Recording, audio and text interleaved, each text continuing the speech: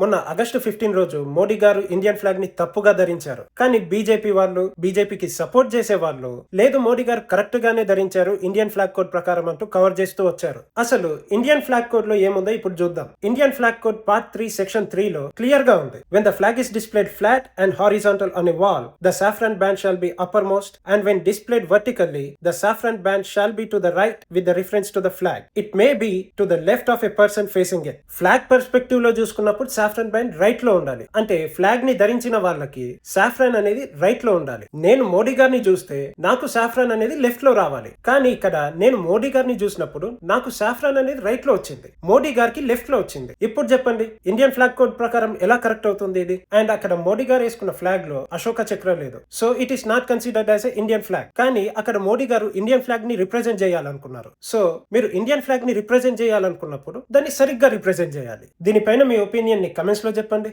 అలానే మన పేజ్ ని ఫాలో చేసి పెట్టుకోండి. జై హింద్, జై భారత్.